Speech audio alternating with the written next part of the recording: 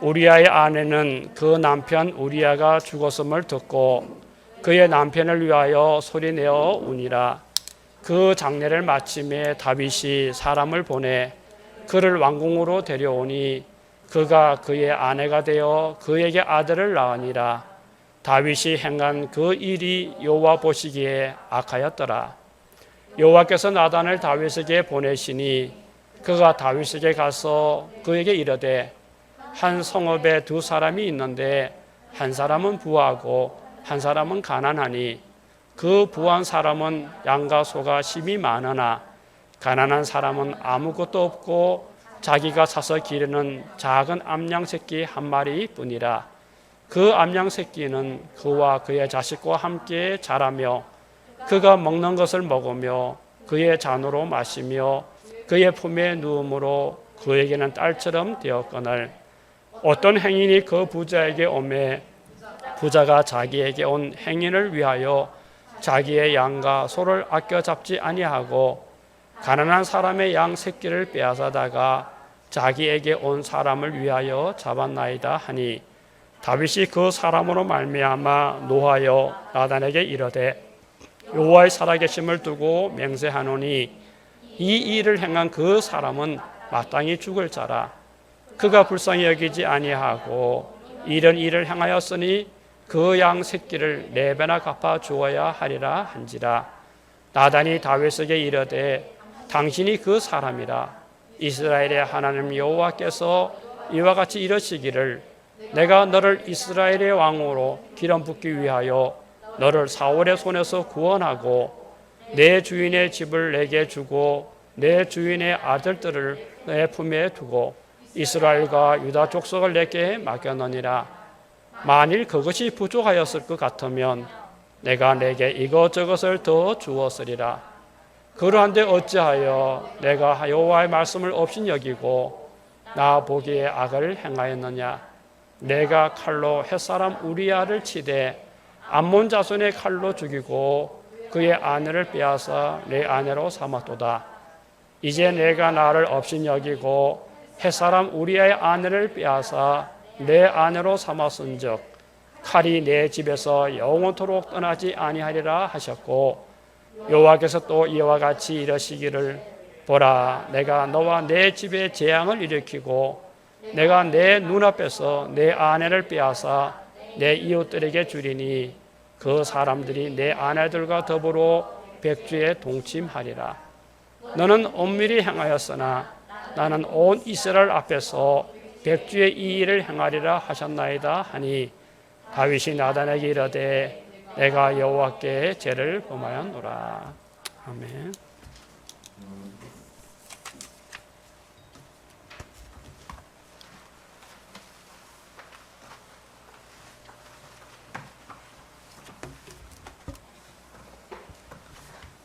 오늘도 우리가 연속해서 사무엘 상하를 말씀으로 듣고 있습니다.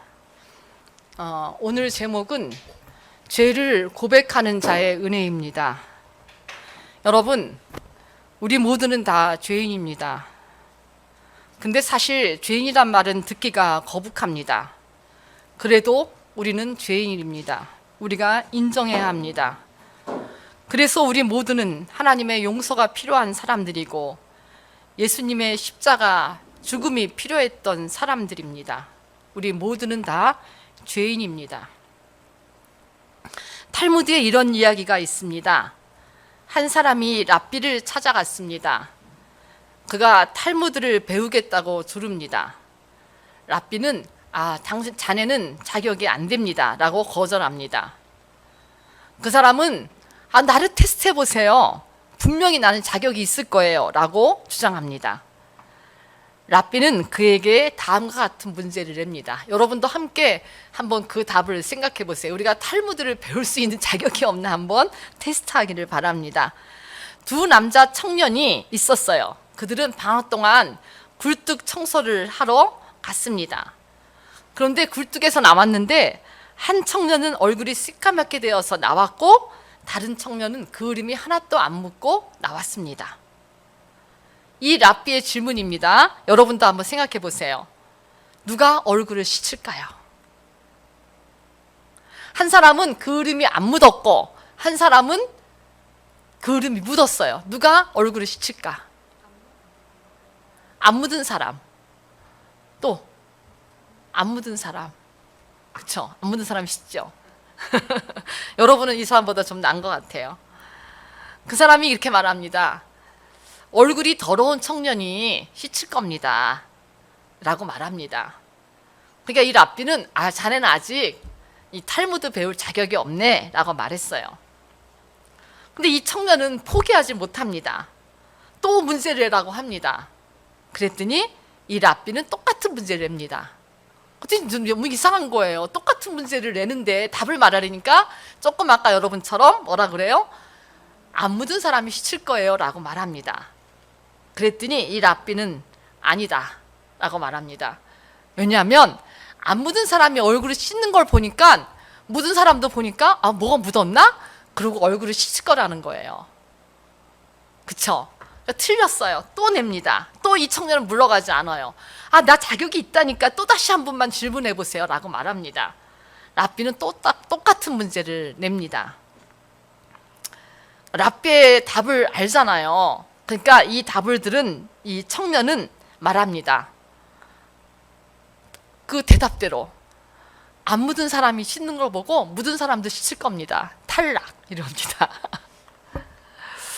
왜냐하면 어떻게 똑같은 굴뚝에 갔다 왔는데 한 사람만 더러울 수가 있냐. 둘 다 더럽다. 이거는 뭐냐면 우리 모두는 다 누구나 할 것 없이 굴뚝같이 더러운 이 세상에서 살고 있음을 말합니다. 누구 하나 더러운 죄에 물들지 않은 사람이 없습니다. 그래서 우리 모두는 다 죄인입니다. 씻어야 합니다. 우리는 이 더러운 죄를 씻기 위해서 오늘 이 시간 모인 사람들입니다. 우리가 예배에 오는 것은 내가 일주일 동안 살면서 지은 죄, 또 이 세상을 살면서 지은 죄를 하나님 앞에 용서받기 위해서, 또 예수님의 십자가의 은혜를 얻기 위해서 이 시간 나왔습니다. 하나님은 그런 우리들을 포기하지 않고 아들까지도 보내셔서 우리의 죄를 용서해 주셨습니다. 그래서 우리는 이 시간 여기 앉아서 우리가 하는 일은 하나님, 나는 죄인인데요. 하나님 사랑이 있어서 여기에 있는 것입니다. 라고 감사드리는 것이 예배입니다. 오늘도 우리는 하나님 말씀인 성경을 통해서 하나님의 사랑 이야기를 듣게 됩니다. 아니, 우리가 읽은 것은 지금 다윗이 벌 받는 얘기 이런 거 했는데 이것은 사실 깊이 따지고 보면 하나님의 사랑 이야기였습니다. 다윗이 엄청난 죄악을 행했습니다. 그래서 하나님은 그를 금방 벌할 수 있었습니다.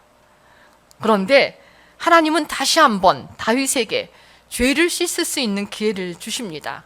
하나님의 희망이었습니다. 다윗의 이야기를 보면서 우리가 꼭 기억해야 할 것이 있습니다. 하나님은 우리가 죄를 지었어도 하나님 앞에서 철저하게 회개를 한다면 다윗에게 기회를 주셨듯이 우리에게도 기회를 주신다는 것입니다. 그렇게 하나님은 우리를 사랑하고 계십니다. 우리는 성령 강림 후 시간을 지내고 있습니다. 벌써 10번째입니다.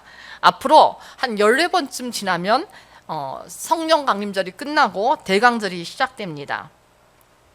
특별히 올해 이 성령 강림주 후의 시간들은 우리가 계속 사무엘 하와 상을 통해서 하나님이 어떻게 일하고 계시는가를 살펴보고 있습니다. 제가 여러분에게 계속 말하지만 성경을 읽을 때 가장 중심적으로 봐야 되는 것은 그 이야기 속에 숨겨있는 하나님의 활동입니다. 하나님이 어떻게 일하고 계시나.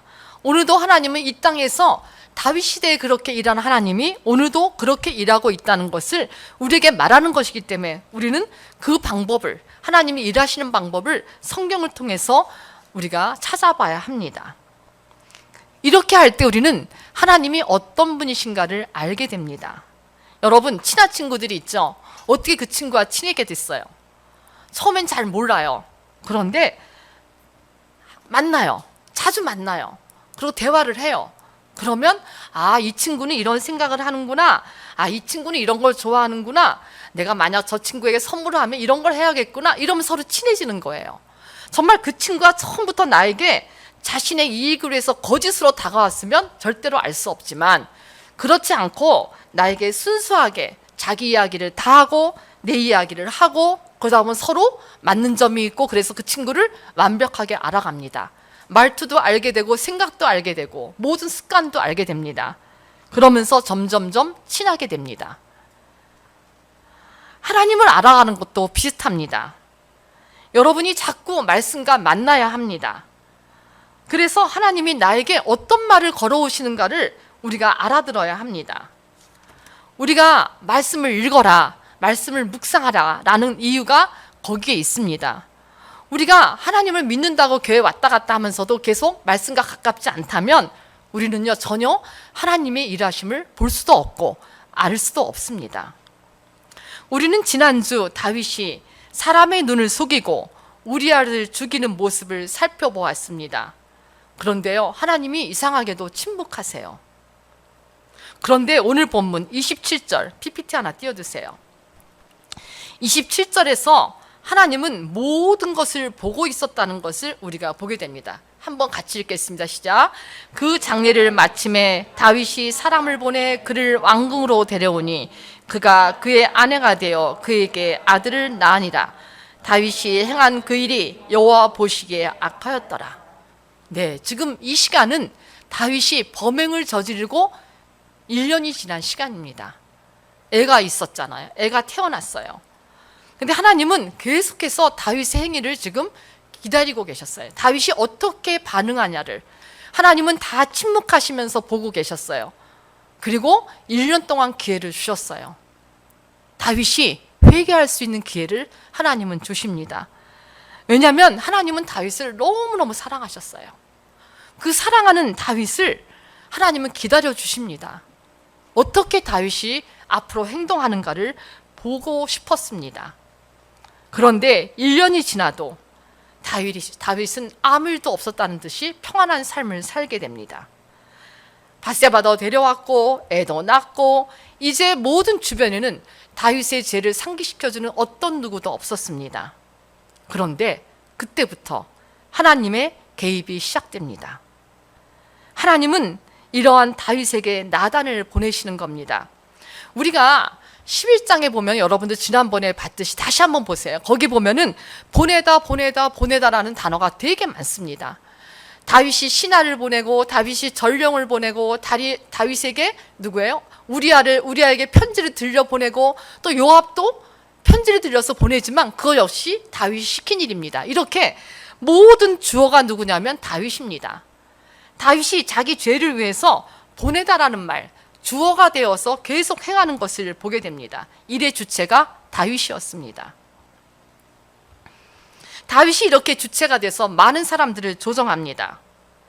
이렇게 우리가 11장을 보면 모든 행위는 다 누가 봐도 다윗이 주도한 행위였습니다.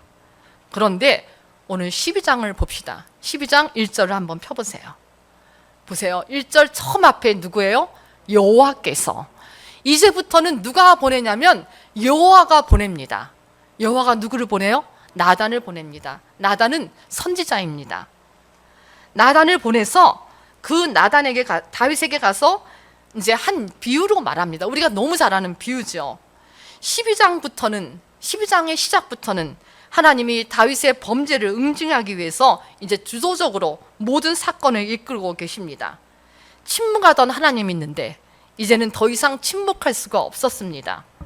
그래서 나단이 지금 다윗에게 갑니다. 다윗에게 가서 하나님은 공의로운 분이고 하나님은 심판하시는 분이라는 것을 말하게 됩니다. 한 비유를 들어 말합니다. 한 성에 두 사람이 있었어요. 한 사람은 부자였어요. 한 사람은 가난합니다. 부자는 소도 많고 양도 많고 가질 수 있는 모든 것을 갖고 있었어요. 그런데 가난한 사람은 자기가 사서 기르는 암양 새끼 한 마리였어요. 그런데 하루는 부자 집에 지나가는 행인이 오니까, 우리가 중동 사람들은요, 행인이 지나가면 그냥 보내지 않는다 그래요. 다 대접해요. 그래서 중동에 가면은 이방인들이 대접을 받는다고 합니다. 중동 사람이 이렇게 대접하는 게 당연한 일이었는데, 그래서 아브라함도 천사를 대접하면서 복을 받잖아요. 이렇게 했는데 자기가 그 행인을 대접하기 위해서 자기의 양을 잡지 않아요. 가난한 사람의 양을 뺏어서 잡아서 행인을 대접합니다. 다윗은요, 이 부자의 행동에 화가 되게 났습니다. 분노했다고 말합니다. 도대체 이런 일은, 내가 왕인데 이런 일이 지금 우리나라에서 일어난다니 나는 그런 일을 용서할 수 없다. 그리고 그 일을 행한 사람 마땅히 죽여야 된다라고 말합니다. 그리고 율법에 따라 4배를 갚아줘야 한다고 판결합니다. 다윗 왕은요, 율법도 잘 알고 있었습니다. 다윗은 자기에 대해서는 율법을 적용하지 않지만 타인에 대해서는 엄격하게 율법을 적용했습니다. 이럴 때 나단이 말합니다. 임금이 바로 그 사람입니다 라고요. 그리고 이스라엘 하나님은 이렇게 말씀하세요. 하나님은 다윗에게 이렇게, 너는 내가 이스라엘 왕으로 세웠어. 사울을 물리치고 구원하고, 사울의 손에서 너 얼마나 죽을 고비가 많았냐. 그래도 내가 다 구원해줬어. 그리고 너에게 많은 부인도 줬어. 많은 물질도 줬어. 너가 원하면 더 많이 줄 수도 있어. 그런데 왜? 뭐가 부족해서? 하나밖에 없는 그 양, 하나밖에 없는 그 밧세바를 우리아에게 뺏어서 너는 그 여자를 취한 거야 라고 말하는 것입니다. 그러면서 지금 나단은 다윗의 죄가 무엇인가를 아주 분명하게 말합니다. 그 다음 보세요. 다윗의 죄는요, 업신여긴 겁니다. 여기 보세요. 9절에 보니까 여호와의 말씀을 업신여겨 나 보기에 악을 행하였다라고 말합니다. 10절 보세요. 이제 내가 나를 업신여기고 라고 나옵니다. 다윗의 구체적인 죄는 뭐냐면요, 업신여긴 거예요. 누구를? 하나님을 업신여기. 여러분들, 업신여기다라는 게 뭐예요? 업신여기는 걸 알죠? 아, 저 사람 아무것도 아니야. 저건 가치가 없어. 이런 여러 가지 의미로 업신여기다를 쓰고 있습니다. 뭐냐면 하나님을 업신여긴 거가 죄였어요. 하나님이 살아계시다는 것을 무시해버린 게 죄였어요. 하나님이 살아계신다는 것을 멸시하고 과소평가하고 가볍게 생각하고 이런 것이 지금 다윗의 죄였습니다. 다윗은 하나님을 가볍게 생각했어요. 과소평가했어요. 자신을 이제까지 도와주신 하나님이었어요. 그런데 지금은 다윗은 하나님을 인식하지 않고, 자기를 이제까지 이끌어오신 하나님을 인식하지 않고 모든 죄를 범한 것입니다. 하나님이 살아계셔서 지금도 자신을 보고 있다는 생각을 전혀 하지 않은 것입니다. 아니면 자기가 죄를 지었는데도 1년 동안 아무 일도 없어요. 내가 한 게 맞겠지? 이렇게 생각했는지도 모르겠어요. 어쨌든 다윗은 지금 아무런 일이 벌어지지 않는 그 상황에서 자기의 죄를 점점 잊어가고 있었어요. 여러분들에게 묻습니다. 여러분들도 이렇게 하나님을 업신여기나요? 우리는요, 많은 설교 시간에 말씀을 보면서 하나님이 살아계시고 이 역사를 다스린다는 것을 많이 들었습니다. 그래서 알아요. 근데 믿지는 않아요. 우리가 굉장히 중요한 것은 하나님이 살아계신다는 것도 알고 하나님이 역사를 다스린다는 것도 아는데 그거를 그냥 업신여겨버리는 거예요. 믿지 않는 거예요. 우리가 왜 죄를 져요? 믿지 않기 때문에. 하나님을 업신여긴다는 것은 하나님의 존재를 인정하지 않는다는 것입니다. 그래서 다윗이 점점 하나님을 업신여기자 죄에 대하여 무감각해지기 시작했습니다. 그리고 하나님을 업신여기는 생각이 싹 트자 다윗은 하나님과 반대의 길을 가기 시작했습니다. 하나님과 등 돌리고 살아갔습니다. 다시 말하면 다윗이 하나님을 업신여긴 것은 하나님의 말씀도 업신여긴 것입니다. 하나님이 말씀하시는 것보다 자신의 판단과 경험, 인간적인 기준을 앞세운 것입니다. 그래서 다윗은 자신의 정욕을 충족시키기 위해서 하나님이 금하고 있는 율법도 어겨버리고 말았습니다. 하나님을 믿는 사람이라면 하나님의 말씀에 경외심을 가지고 지켜 행해야 합니다. 하나님의 말씀을 지키지 않았다는 것은 하나님을 믿지 않는 것이고 하나님에 대한 두려움도 없어졌다는 것입니다. 우리가 사는 세상에는 이런 악이, 죄악이 판을 칩니다. 마치 굴뚝 속에 들어간 사람들이 재를 묻혀 나오듯이 우리도 모르는 사이에 우리는 일상의 흐름에 물들어갑니다. 이런 세상의 흐름이 우리의 마음을 사로잡으니 이제 자신이 하는 모든 것은 죄가 아닙니다. 다 그렇게 행하니까 나도 그렇게 합니다. 그러다가 혹이라도 걸리면 뭐라고 말합니까? 아, 재수 없어. 나만 걸렸어. 이렇게 말합니다. 자신만 잡힌 것이 억울할 뿐인 거예요. 거짓말해도 안 걸리면 됩니다. 거짓말해서 얻는 것이 너무 많아요. 그런데 왜 거짓말을 안 해? 라고 하는 오늘날 사람들의 모습입니다. 이렇게 세상이 죄를 무서워하지 않습니다. 굴뚝 청소를 하고 나온 사람들이 모두 새까맣게 죄를 뒤집어 쓴 것 같은 모습으로 살아가고 있습니다. 여러분, 그 죄가 나는 많이 묻었고 너는 적게 묻었어. 그게 중요한 게 아닙니다. 하나님은 죄를 묻을 때 상대적 가치관에 의해서 판단하지 않습니다. 그래, 너는 조금 묻었구나. 너는 용서. 너는 많이 묻었고. 이게 아니에요. 하나님은 비교하는 하나님이 아닙니다. 죄의 문제는 하나님과 나의 문제지 다른 사람과의 문제가 아닙니다. 제가 덜 묻었기에 나는 죄인이 아니라고 생각하는 비교의식으로는 하나님 앞에 설 수 없다는 것입니다. 우리는 모두 단독자로 하나님 앞에 서게 됩니다. 하나님이 내 죄와 다른 사람의 죄를 비교해서 너는 죄 없구나 라고 용서하지 않는다는 것입니다. 다윗은 우리아가 죽었다는 소식을 들었을 때 내가 무슨 일을 했을까? 내가 한 일이 정말 나쁜 일이구나. 내가 미쳤지. 내가 왜 이랬지? 라고 자기를 돌아봐야 했습니다. 그런데 아무 일 없듯이 밧세바를 궁으로 데리고 오고, 그리고 궁에서는 아무도 다윗에게 왕 잘못했어요 라고 말하지 못합니다. 왜냐하면 절대 권력을 가진 사람이니까요.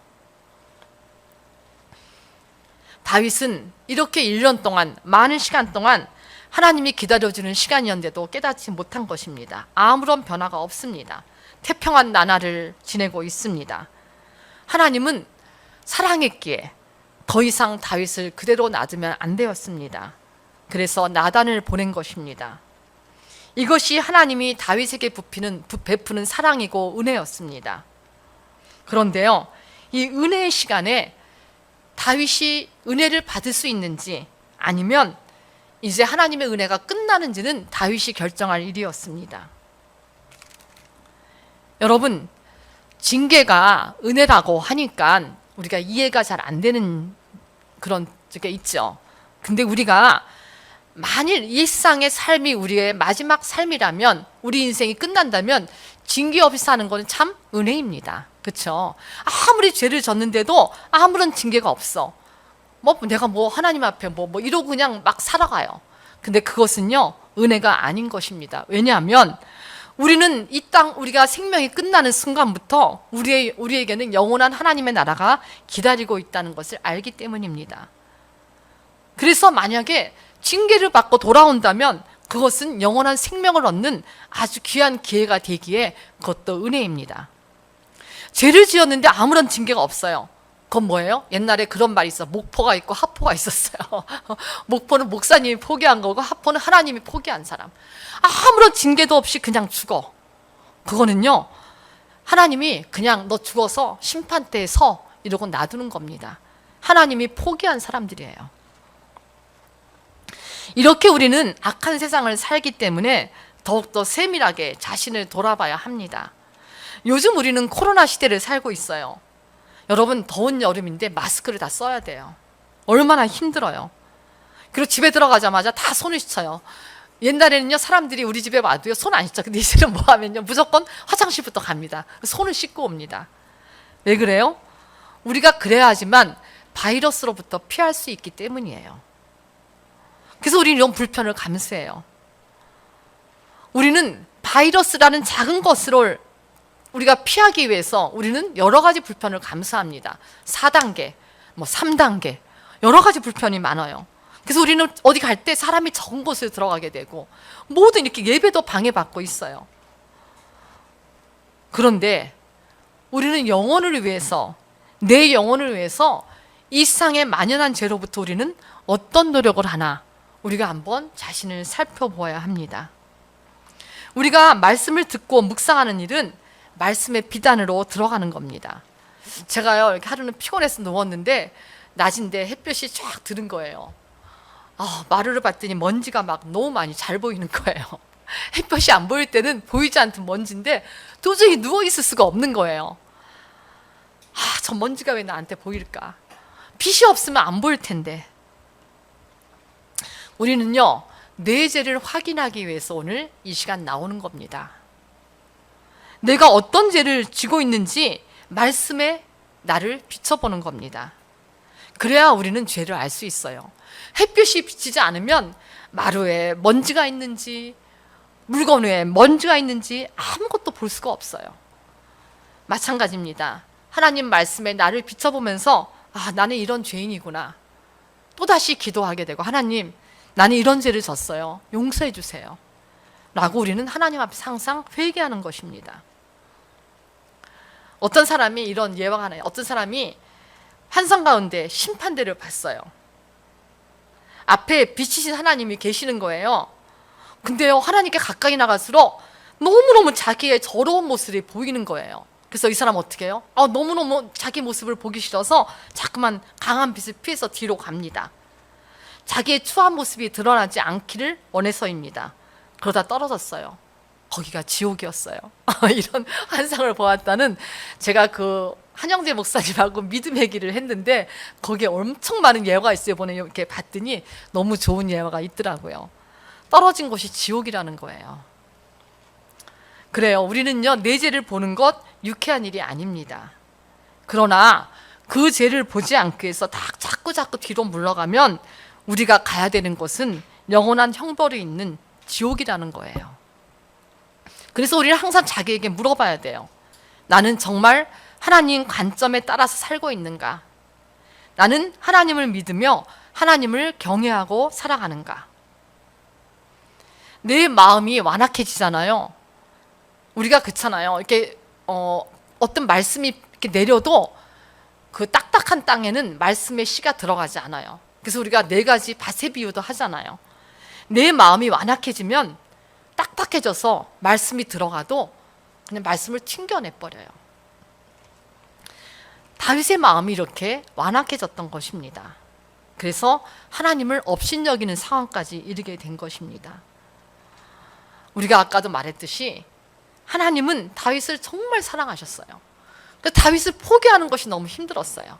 여러분 생각해 보세요. 여러분들이 정말 사랑하는 사람과 헤어져요. 얼마나 가슴이 아파요. 잊혀지지가 않아요. 왜냐하면 내가 사랑했기 때문에. 근데 이거는 하나님은 다윗을요, 우리들이 인간적인 사랑은 그냥 끝나면 끝이에요. 그렇지만 하나님은 정말 사랑했거든요. 다윗을요. 정말 너무너무 자랑스러웠고, 다윗이 골리앗과 싸우러 나갈 때 얼마나 쟤 내가 잘 택했어. 사울을 죽이지 않고 정말 옷자락만 조금 베었어요. 그래, 쟤는 정말 내가 잘 택했어. 얼마나 다윗에게 대해서 하나님은 정말 마음이 뿌듯했을 거예요. 그렇게 믿고 그렇게 자랑스러워하던 다윗인데 다윗을 쉽게 버리는 것 마음에 용납하지 않았던 거예요. 그래서 하나님은 정말 오랫동안 참으면서 마음도 아팠고 정말 용서하고 다시 한번 자기 죄를 보면서 돌아왔을 때 내가 용서해야지 라고 기다렸는데 돌아오지 않는 거예요. 나단을 마지막 희망으로 나단을 보낸 것은 그 이유였습니다. 근데요, 나단도 용감한 거예요. 하나님이 보낸다고 나갔잖아요. 근데 생각해, 절대 권력을 가진 다윗이에요. 그러니까 나단이 가서 만약에 전했을 때 그냥 난 몰라 이러고 그냥 딱 나단을 죽이면요, 다윗의 죄는 다 덮어지고요, 끝나는 거예요. 근데 다윗은 정말 감사하게도 나단의 말을 듣고 자기가 죄인이라는 것을 들었을 때 그냥 거기서 엎드리게 됩니다. 이것이 다윗이 지금까지 우리의 입에 오르게 내리는, 다윗이 어떤 사람이다? 하나님의 마음에 합한 사람이야 라고 우리 입에 오르내리는 것입니다. 다윗이 죄를 안 져서가 아니에요.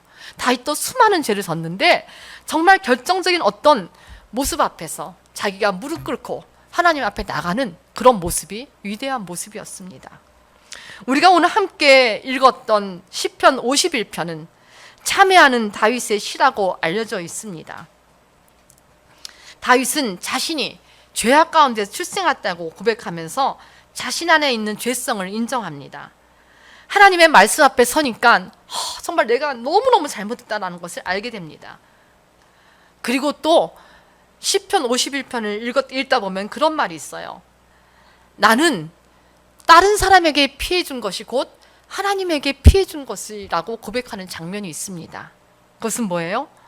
내가 다른 사람에게 피해를 줬는데 하나님께 피해를 줬다는 그 말은 뭐냐면 피해를 받은 그 사람도 하나님이 사랑하는 한 사람이었어요. 하나님이 창조한 한 사람이었어요. 그 사람도 하나님의 사랑을 받는 사람이었기 때문에 그 사람을 죽인 것, 우리아를 죽인 것은 뭐예요? 하나님의 사랑하는 사람을 죽인 것이라는 거예요. 그래서 우리들의 모든 죄는 그 대상에게 지은 게 아니라 하나님께 지은 죄가 되는 것입니다. 내가 죄를 지어서 하나님의 창조의 목적, 이 세상에 아름답게 살아가는 것을 깨뜨리는 것, 이것이 하나님 앞에서 죄인 것입니다. 그래서 다윗은 하나님 앞에 무릎을 꿇고 회개합니다. 하나님, 나 정말 잘못했어요. 나 용서해 주세요. 그리고 무릎을 꿇고 정말 하나님 앞에 자기의 모든 죄를 인정하면서 나갑니다. 만약에 다윗이 인정하지 않았다면 다윗은 더 큰 죄로 나갔을 거예요. 이유를 대고 합리화하고 이런 것은요, 우리에게 있어서는 안 됩니다. 내가 죄를 지었으면 하나님 앞에 무릎을 꿇는 게 우리들의 자세입니다. 우리는 우리의 죄가 발견됐을 때 우리는 재판정에서 벌을 받게 돼요. 그러나 발견되지 않고 죽었다 해도 그 사람은 하나님 앞에 서게 된다는 것을 잊지 맙시다. 우리 모두가 다 이 땅에서 영원히 사는 사람들이 아닙니다. 언제는 하나님 앞에 꼭 서게 되는 날이 있습니다. 그 시간이 얼마가 남았는지도 몰라요. 젊은 사람들이라고 내가 많이 남았어라고 자신할 수 없는 겁니다. 우리 누구나 모두가 다 하나님 앞에 설 날이 얼마 남지 않았다는 것을 기억하기 바랍니다. 그런데요, 이렇게 장례식장에 갈 때는 그런 생각을 해요. 잘 살아야지. 나도 죽을 수 있는데 생각하다가 돌아오면 며칠 있다 다 잊어버려요. 또 나는 죽지 않을 것 같은 환상에 사로잡혀 살아갑니다. 나에게는 몇십 년이 남았고 나에게는 몇십 년이 남았고 이렇게 살아갑니다. 나이 든 분들, 우리 엄마들 매일 그래. 난 빨리 죽고 싶은데 라고 하지만 사실 그렇게 죽고 싶은 사람은 많지 않은 것 같아요. 우리 엄마 94살인데 매일 죽어야 한다고. 엄마 죽을 필요 없어. 엄마는 기도해야 돼 해도 난 죽어야 돼. 근데 사람들은 그렇게 죽고 싶은 사람은 없습니다. 사실은요. 우리가 설교를 들어서 알고 있는 것은 마지막 우리 모두는 다 하나님 앞에 서게 될 것이고 거기에는 생명책이 펴진다는 것을 알고 있습니다. 우리가 일반적인 행동과 생각과 관심사에서 우리가 하나님의 살아계심을 조금 더 깊이 있게 생각하시기 바랍니다. 받아들이기 어렵지만 우리가 그것까지도 받아들이는 것, 이것이 우리들의 모습인 것입니다. 오늘 우린 다윗의 모습을 보았습니다. 다윗은 이 이후로 하나님께 용서받지만 그의 삶은 험난한 삶이 펼쳐지는 것을 봅니다. 하나님께 나아가는 사람은요, 자기의 죄를 보는 사람이에요. 그리고 죄를 고백하는 것, 이것이 하나님의 은혜입니다. 그것이 하나님의 사랑받는 사람들의 모습입니다. 우리 모두가 그런 모습으로 이 땅을 살아가기를 바랍니다. 기도하겠습니다. 하나님, 감사합니다. 오늘도 우리에게 말씀을 주셔서 우리들의 죄된 모습을 바라보게 하시고 이런 우리들의 모습을 보시고 안타까워하시는 하나님의 사랑도 보았습니다. 하나님, 그래서 우리가 이 시간 나와서 하나님 앞에 무릎을 꿇습니다. 하나님, 우리가 죄 지은 것, 알고 지은 죄, 모르고 지은 죄, 모든 것들 하나님이 용서하여 주시기를 바라며 이 시간 기도합니다. 하나님, 항상 우리가 지은 죄 앞에서 겸손하게 하시고 무릎 꿇게 하시고 고백하게 하는 하나님의 은혜를 받는 사람들 되게 하여 주옵소서. 감사하면서 예수님의 이름으로 기도합니다. 아멘.